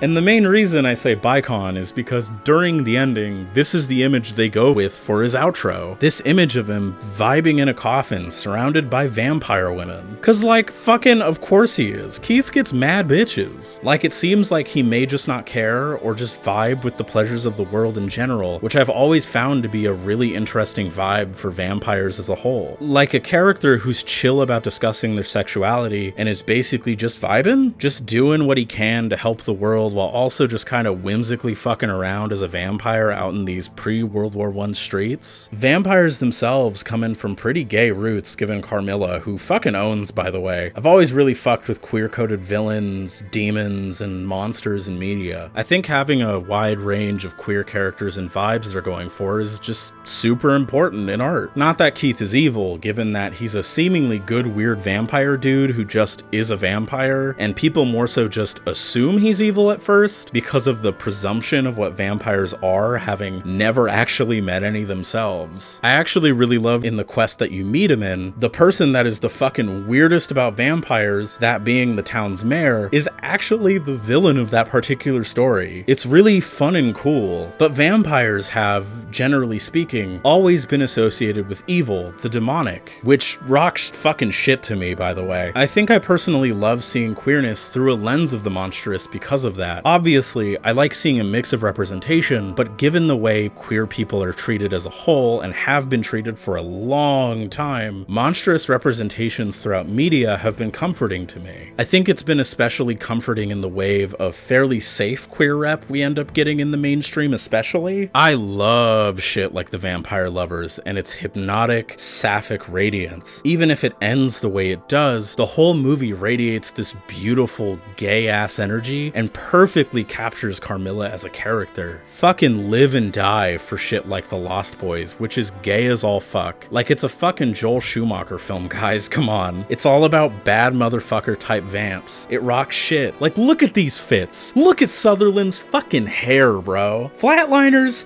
ain't got shit. The Long Stairs? Or even films with queer subtext out the ass, like A Nightmare on Elm Street 2, seen now as a queer film that resonates with queer people's experiences and traumas. A film about figuring yourself out and having this complete fear of this major part of yourself, seeing your queerness as monstrous and as if it's going to hurt others because that's what everyone around you tells you constantly and indoctrinates you into believing. But no matter what you do, repressing and trying to conform to what others want you to be just doesn't work. That part of yourself won't be suppressed. It absolutely refuses to be. The ending especially perfectly cements that. Plus, it's nice to see how gays in the industry at the time of the film code would try to sneak things around to get some kind of representation in film because they couldn't put gays on screen for quote-unquote public morality or some bullshit that unfortunately continues to be peddled in the day-to-day, leading to works full of heavily suggested queer longing, feelings that the creators, writers, or whoever the fuck was clearly trying to communicate to the audience, whether through unsubtle actions or cues, or something as subtle as looks and stares. Fuck, for good recent rep, Euphoria is so fucking good, I don't care what a single motherfucker says. Fuck anyone who's not a C-blob is peak messy gay trans television, and I will fucking fight motherfuckers about it. Tangerine and Jennifer's Body are also fucking messy ass fantastic examples of this too.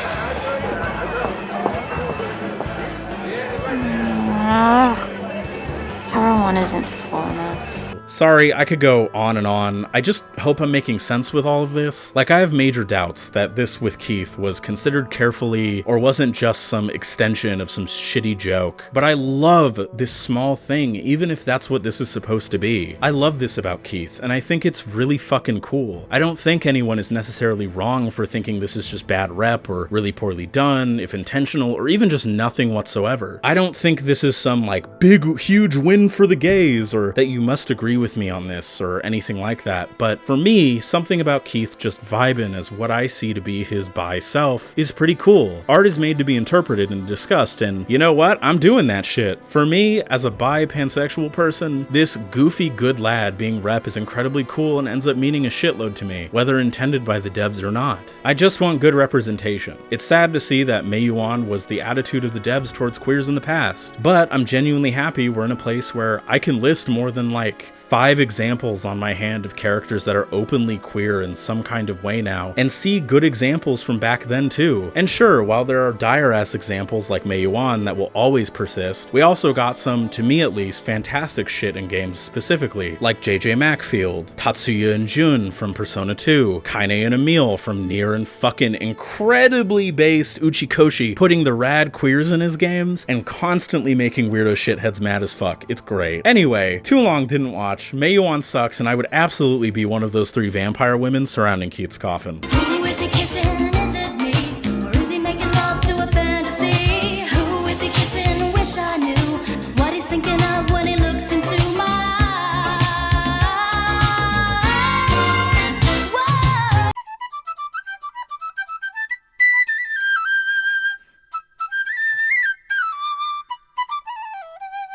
DEHUAI is a really one-note kind of character. Bro is a fucking really generic type anime villain, like the most generic form of one I've seen in a hot-ass minute. He teleports around, is the cause of the first halves Find the MacGuffin's quest, and shows up just to be goofy and have Yuri call him stupid. It's so devoid of anything genuine or real that it just frustrated me. And you see, I wouldn't even really care if he wasn't such a prominent character in the first half, and also wasn't so deeply tied to the entire colonization part of the things, where they are clearly trying to say something with him.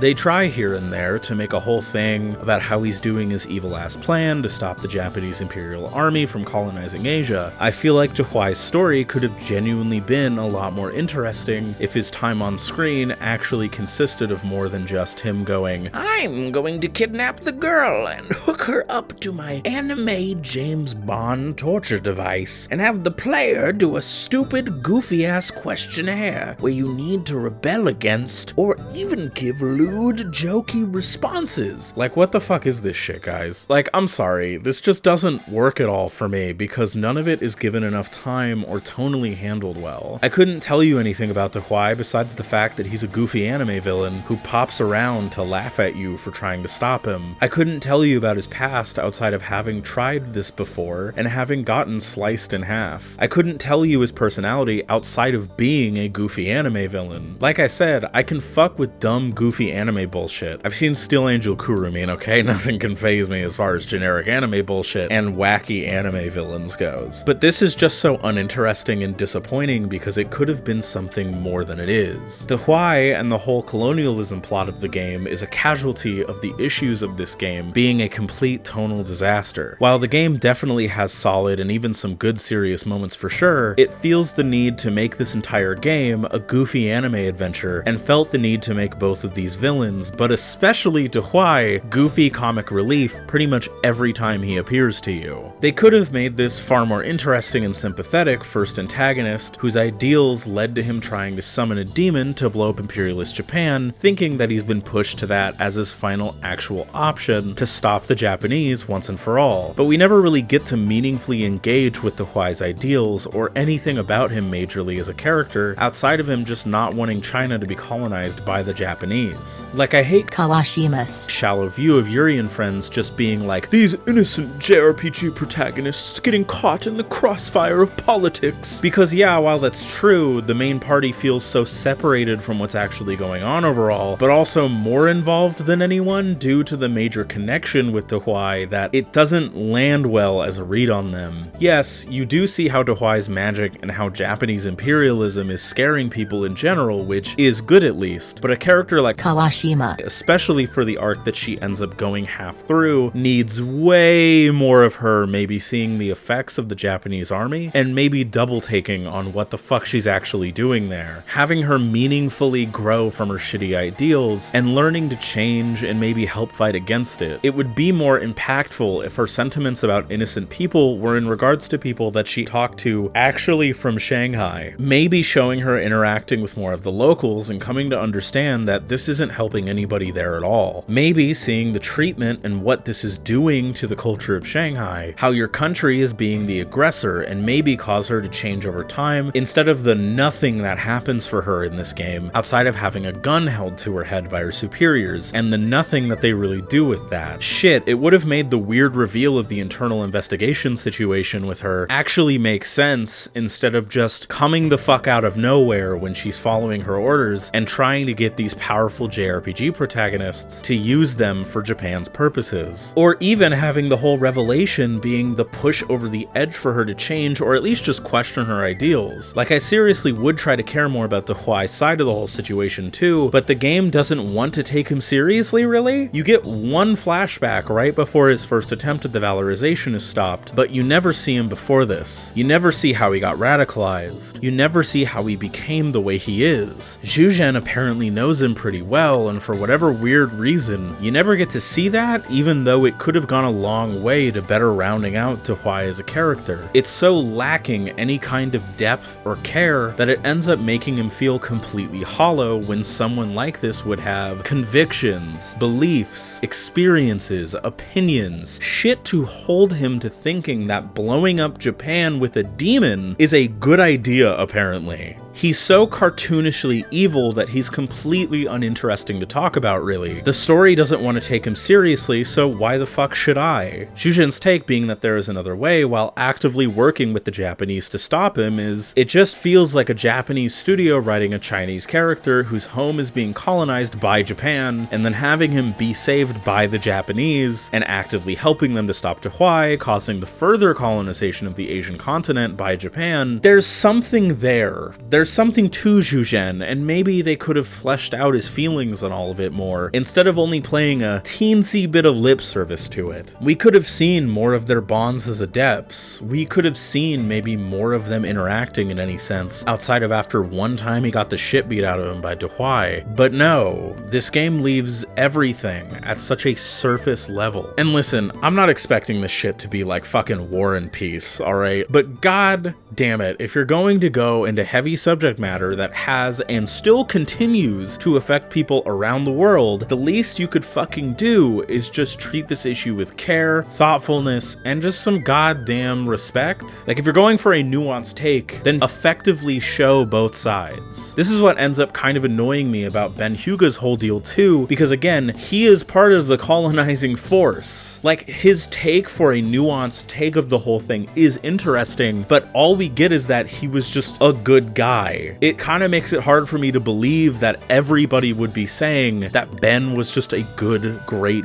person. Like, yes, good people, especially under fascist regimes, can end up caught having to follow the orders and demands of their countries, or else they put their own lives or the lives of those closest to them in complete danger. Propaganda and overall ultra-nationalist attitudes can push these to extremes as well, making people believe that what they're doing is for the good of their nation, people they love, families, and so on. Not everyone, especially at that time, could just fucking rebel or some shit without risking awful shit happening to someone that they knew or just themselves. But Zhuzhen has like no really explored misgivings about Ben. He's not on board for colonialism, but he has nothing but fucking praise for Ben. Even though he is a part of the colonizing force, Ben is still partaking in fascism. Like, I'm not saying he has to agree at all with what DEHUAI is doing and can actively want to stop him from doing it, but again, once everything in Shanghai happens, it's just kind of over for him. No thoughts from him about the Japanese or anything post-DEHUAI really matters enough for him to bring up, and none of this pops back up in the story at all, because from that point on, after Shanghai, you're in Europe, and due to the city getting fucking leveled, you can't go back there. DEHUAI is stopped at least, but Shanghai is in fucking shambles. But Zhuzhen continues on the journey because he has to stop the other anime villain. So by that point, the complexities of that whole situation are completely in the rear view for him, which just fucking sucks. Like, he can save all the fucking people that he wants and be nice as hell, but the guy is still fucking invading your country. You are left with feelings on that. That doesn't just pass by and not affect you in some way when your home is being colonized. And they do try to at least acknowledge that not every Japanese soldier is on board with this as an idea, and even have hits put out on people accused of treason against Japan for not falling 100% in line. That part of things is interesting. The problem is that once it's majorly introduced, the second half of the game is fucking over and none of this matters anymore. It gets no time to breathe because after this, it's not really acknowledged again. It's just like, damn, isn't that fucked up? And it's like, yeah,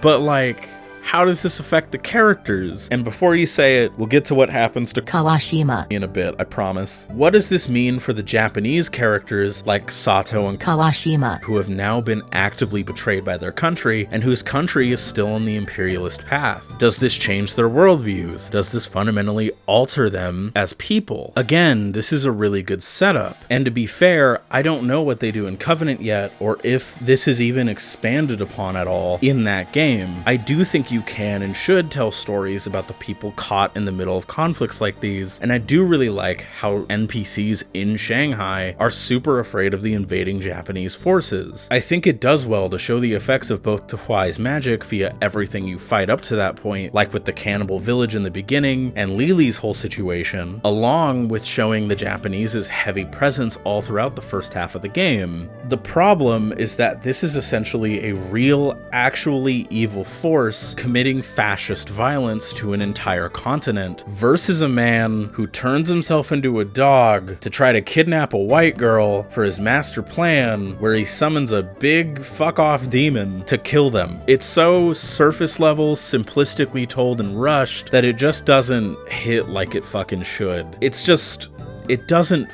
fit right at all with this tone, and it's just not explored well at all. Not that this game needs to be like deadly serious all the time, but for a subject matter like this, it just ain't doing it for me. This whole thing needed more time to breathe overall. It's so close to being so much better, but it falls so short and becomes so underwhelming in the end that I just can't really get over it. I think the one thing that I like out of this is that DEHUAI's plan doesn't work, and Shanghai is blown the fuck up instead because of it. But by the point this happens, he's dead, and you never get to go back there, and you don't get to see his reaction or like if this would change him as a person or affect his like worldviews or anything, so it doesn't really matter.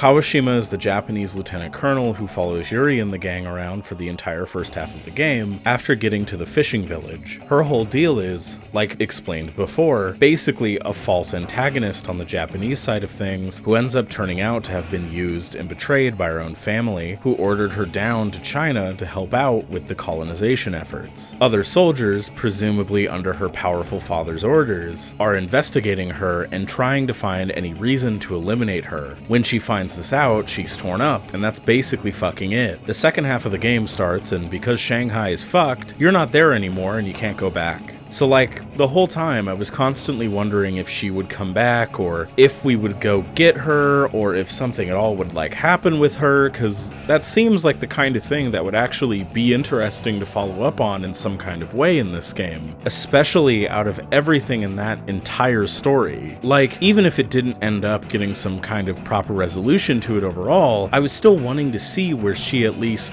was at that point in time, and see how this pretty huge revelation regarding her father replacing and trying to kill her impacted her directly. So I was going along, you know, waiting for Kawashima to show back up, seeing if we would bring her up at all, or if any amount of lip service would be paid to her. Literally anything at all. Did you think there would be something? There's nothing. There's absolutely nothing. I got all the way to the final dungeon with nothing. No cutscenes about her, no dialogue about her, she never showed back up. Nothing about her whatsoever, until I looked into those fucking side quests again. And guess where she reappears? You have to go back to France after you enter the final dungeon once. You have to go to the hotel room Meiyuan is at, and she is fucking dead.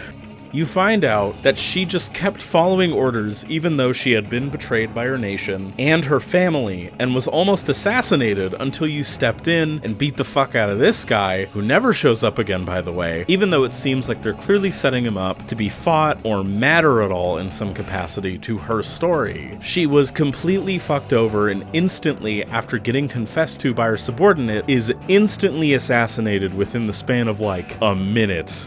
Why is this hidden like this? Why did she continue working for Japan when her dad had clearly betrayed her and Japan was clearly trying to dispose of her? At that point, why continue to further their goals? It seems like nothing about her has changed really. All that build-up and intrigue for her character and where the first half leaves her to just be thrown away completely. We don't get to learn much new about her. She feels a little spurned, but figures she'll find a way to still serve Japan because she's still a nationalist and colonist, which I guess could be the real answer, that people like this, regardless of anything that actually happens, are so fucking dyed in the wool that they can't see any other answer or possibility because it's just so deeply ingrained within them, propagandized throughout their entire lives. But this just feels so pathetically undercooked. The ball is completely and utterly dropped on a character that could have actually helped provide more of an interesting and possibly nuanced perspective after going through what she does. But fuck it.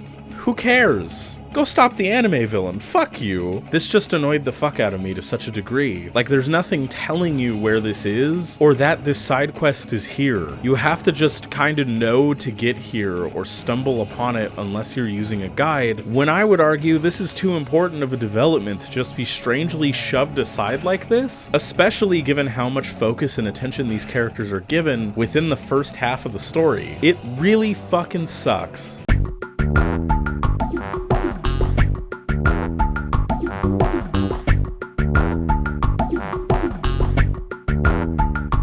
So, disclaimer, if you haven't played Koudelka, the section about Koudelka is going to kind of spoil Koudelka, so I kind of thought I'd separate it here, and I kind of can't not talk about it, so. Oh boy howdy, the Koudelka connections are real disappointing. So basically, the voice you've been hearing for most of the game has been Koudelka getting you to save people and stop the villain's plans. Her whole character is being captured and damseled by the good old villain here. She's Holly's mom, so that's a neat progression, and she seems to have kind of mellowed on her hatred of humanity views maybe since the prior game, which is kind of nice to see. Holly at least wants to help people due to her guidance and wisdom, but since this game is this game, unfortunately, we get barely any real time with her after you rescue her from the villain. You literally get one okay heart-to-heart with her and her son finally reuniting after 3 years, and it was fine. I dug the catharsis of helping Holly finally find his mom, especially after getting so close the first time. I just, like a lot of things in this game, wish she got more time on screen and anything else to fucking do. Her joining the fight or fucking anything. She's always technically with you in the fact that she's the voice steering the direction of the plot, but as far as actually seeing how she's grown at all, she's had a kid, and after the game is over, she and Holly go look for presumably Edward in America, but other than that, her presence is extremely underwhelming. And honestly, it's kind of bizarre that she doesn't offer to help at all in the end, and decides to just kind of do nothing after she recovers for no good reason, even though she is a very capable magic user just like her son, and even then far more so than him. This isn't as terrible as a lot of the earlier stuff, but I'm shocked how little I have to say on Koudelka proper. She's a tiny bit interesting in this game, but nowhere near as interesting as in her own game, unfortunately. Going back to the monastery is really nice though. Seeing it bombed out with James's grave next to it, I love the architecture and the vibes, though Roger's house is a pretty goofy contrast to it. Speaking of Roger, he's back, and he matters more this time, even if he comes in at like the tail end of everything, sorta. His role in the game is that he trained the main villain of the game, Albert Simon. He's as goofy as he was in Koudelka, if not goofier, just just due to the overall much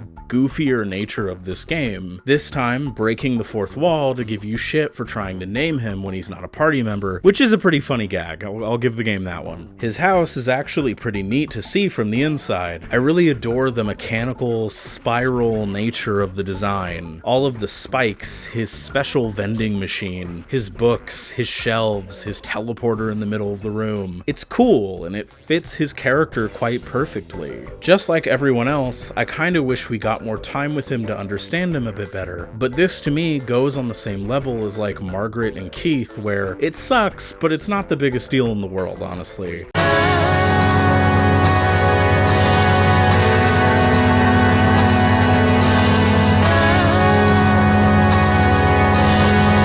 I had hopes. I was very let down by the entire DEHUAI situation, so I was like, okay, you know, maybe Albert here will be able to do something more for me. I was a fool. A silly, silly fool. He spends the whole game fucking with you, using Roger's name as his own, trying to vaguely do something. In the first half, he's barely there aside from one or two small bits of it to be menacing at you and try to be threatening to you. He does fucked up shit and tries to get in your head. In the second half, they kinda just drop the ball with him. So again, he was trained by Roger, Albert being about 300 years old or something like that. In his time, he felt very strongly about the way people were treated by the elite and richer classes. Of all my disciples, he stood out as the finest. In fact, he was too good. Having come from the lowest and poorest class of society, Albert lifted himself up and applied himself diligently to study so that he could change the world. I saw great promise in him, and I taught him everything I knew. Law, philosophy, science, astronomy, alchemy. But in time, he began to question certain contradictions he saw in the world. The ruling classes and the subjected masses.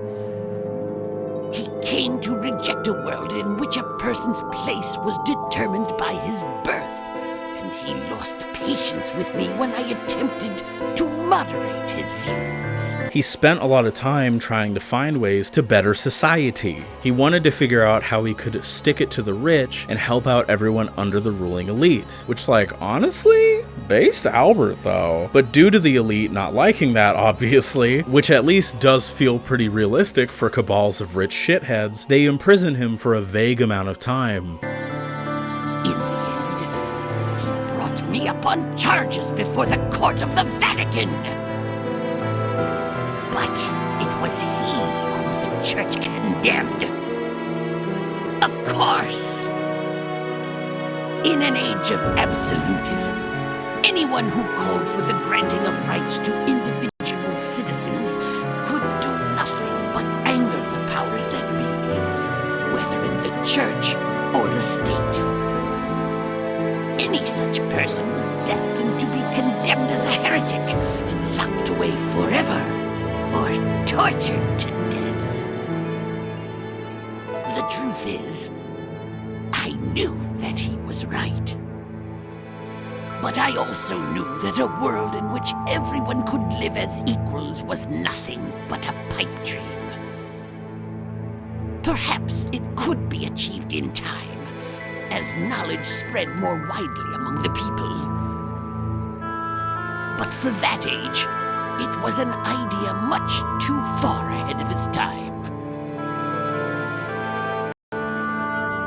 He escapes and eventually decides to try to restart the world and make it a far more equal place, thinking that the system is just so fucked that the world itself should just get comsussertotted instead, even if he has massive empathy for the poor and the weak. Now, I do really like this setup. I think this is actually a great motivation for an antagonist. A good sympathetic motivation, but misguided in how they're going about trying to fix the problem. Again, a complete wipe not being the answer, putting the hope out of of the hands of the people entirely and making the decision for them due to his own cynicism and bitterness. My issue with the execution of this is that, like a lot of the rest of the writing, it's severely underbaked. This revelation comes in right around before the final dungeon. You have no real time to flesh it out, only one small conversation to talk to him about it. The entire game, he seems indifferent to regular people, no matter their class, coming across as a horror movie monster rather than being this sympathetic everyman who loves the lower class. When this is brought up and he fully reveals his motivations, it just didn't feel at all believable to me. There's like zero hint to it up to this point. There's no indication that these experiments, him tricking people into using the emigre documents, which in one particular case, by the way, led to the literal orphan children being sacrificed for experiments, which seems like a thing he'd care about, given that they're all poor and down and out, and the game just acts as if anything he's been doing is in service to that. It feels so out of left field and incongruent with what he's been doing the whole time that I kind of thought he was just bullshitting the party. It weirdly enough reminded me of the back half of Fullmetal Alchemist 03 and how all of that shit breaks down. Like, for real, why did they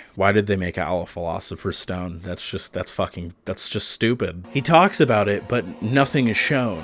You never see much of his life or fully his perspective as to what led him here outside of getting put in jail for fucking with rich people, which again, incredibly based. Which, side note, it's wild that Albert is like, hey, I think we should try to make the world a better place, and Roger's response to him is basically, humans are imperfect. These high-level ideas like equality you have are stupid, my friend. They aren't ready for this peace and equality shit you're throwing around. It just feels so stupid, not very well thought out in any real meaningful sense. And honestly, it's a very nihilistic view of humanity. It deflates what he's doing, and with all his previous actions constantly in your mind, this just takes this goofy-ass anime character that has been teleporting around and being British at you, and then tries to give him a complicated backstory because you're at the end, and that's what all the cool JRPGs do, right? They give their villains some sympathetic, relatable card they can play so they can have the appearance and semblance of depth. He just ends up ringing so incredibly hollow. Like, by the end, the writers had like zero idea of what to do with him at all. It's depressing in a way, and kinda is the biggest indicator to me that this game was probably rushed and absolutely needed more time in the oven. It's just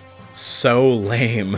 Also, the fact that they make him retroactively the person who manipulated Patrick by giving him a copy of the emigre document, influencing him to do the awful shit he did in Kodelka, is fucking stupid, and I hate it. This completely undermines the humanity of Patrick's character and makes him seem dumb as hell for trusting essentially a random snake oil salesman wizard anime villain with a twirled mustache. By this point in the game, I was just so fucking done, honestly. I wanted this whole experience to be over. I was basically like, if they can't even hit the villains of this shit right, then what the fuck is the point? I just wanted to move on to Covenant. Shit hurts.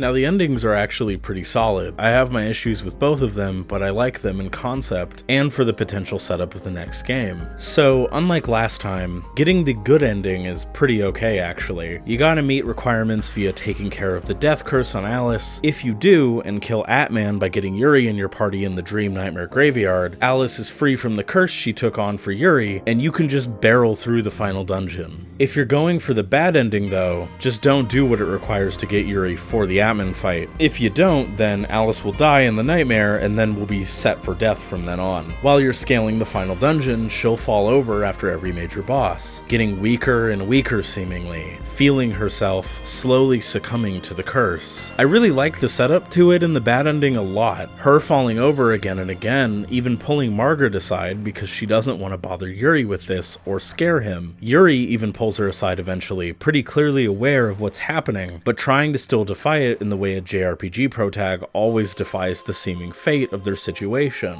I didn't really give a shit about their romance, but I'm not going to pretend this didn't work for me a bit, because it definitely did. So anyway, either way, when you kill God, the game cuts to a field and basically has Alice going, "So we won and everyone was happy. Anyway, here's what everyone's doing." And it shows a montage of art while she explains what everyone chose to do after saving the world. And so, our battle came to an end. the god awakened by human hands was returned to sleep once again by human hands. On the morning after, a refreshing breeze blew across Wales, and the horrible events leading up to yesterday seemed like nothing more than a bad dream. Soon, it was time to say farewell to everyone.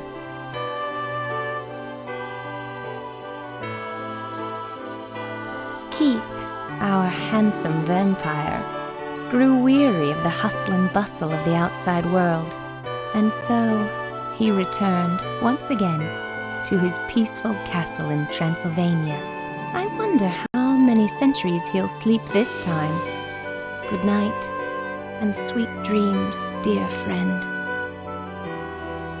Master Zhuzhen, our brave Taoist adept, has gone back to Shanghai to mend the disruptions in the energy fields of China. You taught us so much, Master Zhuzhen.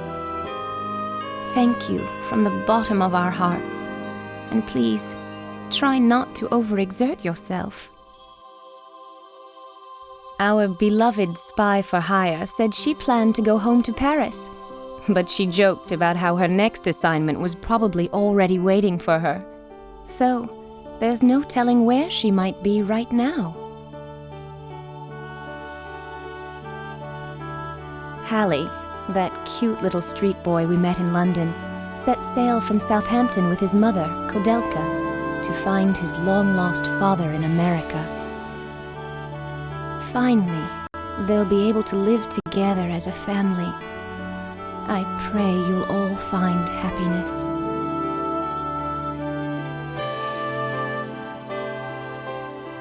As for me, I'm headed for Zurich, where my mother's waiting. With Yuri, of course.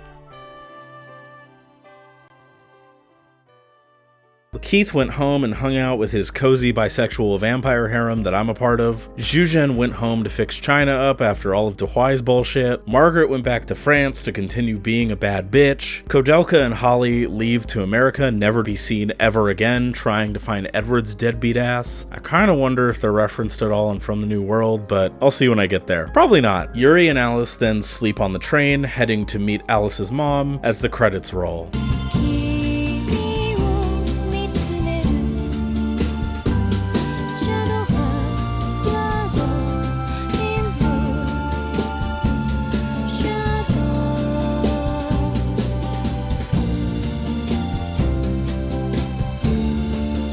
Now, if you get the good ending, Alice wakes up with Yuri and her narration talks about her wanting to start a family with Yuri.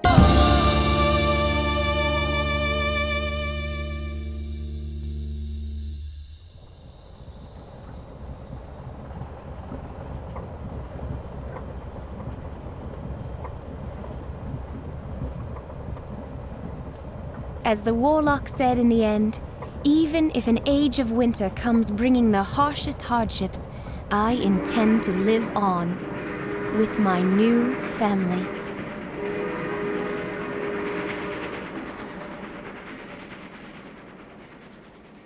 If you get the bad ending, which is the one that's canon to Covenant, she doesn't wake up. Yuri realizes that despite all of it, the curse still got her in the end. He cries and talks about the unfortunate reality that he wasn't able to accept, that they couldn't beat fate here.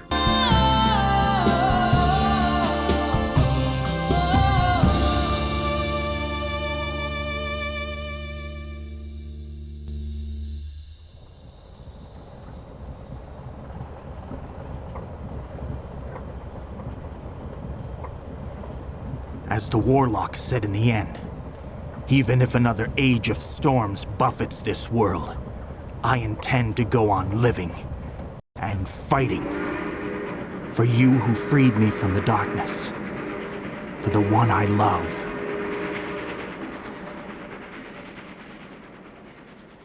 Both are short, but pretty solidly effective endings, honestly. The good one is nice, not really much to say about it besides it just being cute. The bad ending hits a little. I love that he just instantly knows what's up and just starts crying. You can really feel his pain here, genuinely. I do wish that Alice was a much better and more interesting character, and not just a lady made to sacrifice herself for Yuri and end up getting fridged in order to get him to experience pain. But like, I'm also not gonna pretend like I don't like this scene. It's really strong. I also find it really funny that either way, you just get a small quick pop-up afterwards that's just like, and then World War I started.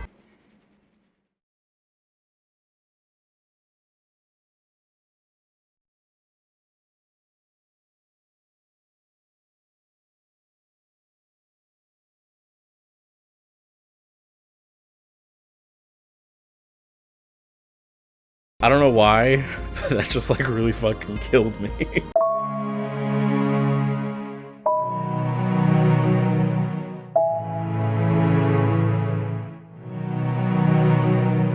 I wish I liked this game more. Even with all my critiques, I don't think this is like a bad or terrible game, but it is absolutely incredibly missed potential. The gameplay is really good, especially for the first entry in this series. The music is good, it's got good cozy and spooky vibes, but unfortunately it's also a complete tonal mess that doesn't really know what it wants to be in the end. It rushes through most developments and then refuses to elaborate or add to most of them in the end, which is a gigantic bummer. The fact that side quests end up hiding important character moments from view, and you basically need a guide to know where these are at all, is a fucking terrible choice, honestly. While it has style and charm due to its horror vibes, I feel like after a point, it doesn't use that element as constantly as it could, or as effectively as it should. It feels like a game with a complete identity crisis, trying to figure out where exactly it wants to land. It bums me the fuck out, genuinely, because this game was tailor-made for me, vibes and aesthetics wise. I was excited to play this for years, but apparently this just didn't fully deliver what I was looking for, unfortunately. I really hope Covenant doesn't let me down. I know that doesn't go for as much horror, I think, from what I've heard about it and the way some people tend to talk about it, but honestly, if it picks the vibe it wants to go with, does better to actually tell its stories to completion, and better builds out its world and characters, and if it manages to actually feel finished and tells an effective story continuing on about how Yuri is trying to cope with Alice's death, this could work. But, you know, we'll see. I'm definitely tempering my expectations, but I'm going to give it a fair shake at least.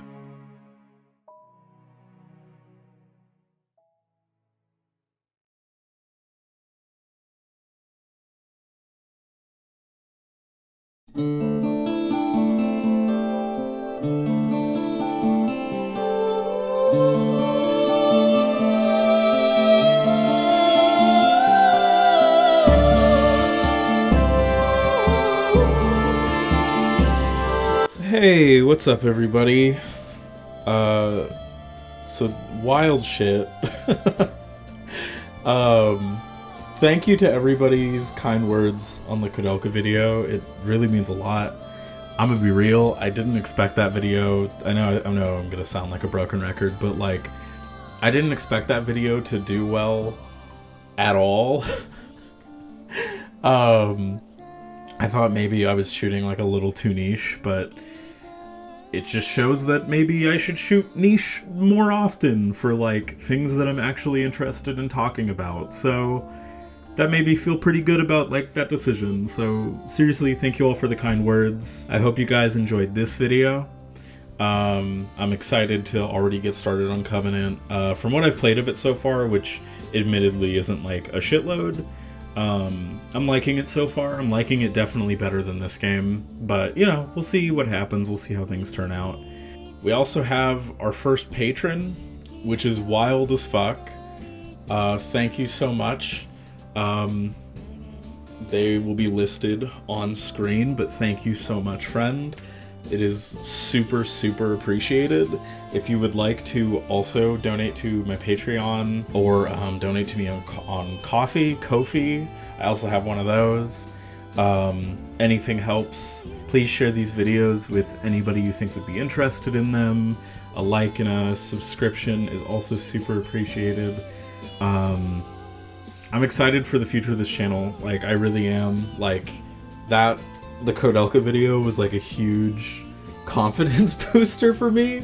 That, like, I'm doing good.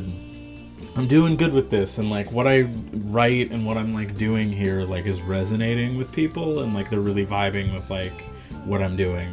So that made me like pretty happy. So I'm really excited for, you know, to keep making videos.